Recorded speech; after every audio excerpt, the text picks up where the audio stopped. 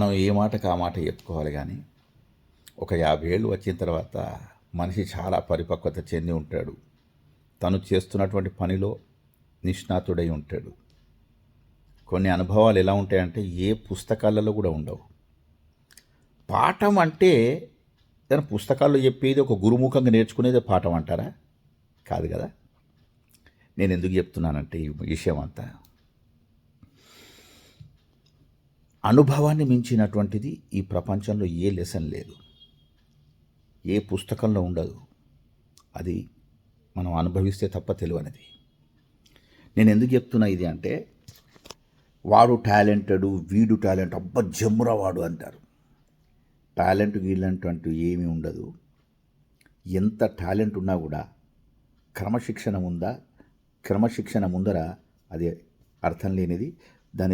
దాని వెనుకనేగా క్రమశిక్షణ గిట్ట ఉన్నదనుకోండి, మీకు దానికి టాలెంట్ గిట్ట జోడైతే అది చాలా మెరుగైనటువంటి ఫలితాలను ఇస్తుంది. కానీ మీకు ఒక్క టాలెంట్ మాత్రమే ఉండి క్రమశిక్షణ లేకుంటే అది అర్థమైందా?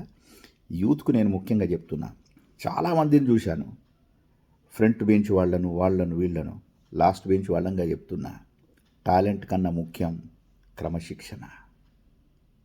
మనం చేస్తున్నటువంటి పొరపాట్లతోటి నేర్చుకుంటేనే మనిషి ముందరికి పోతాడని నేను భావిస్తా, నమ్ముతా.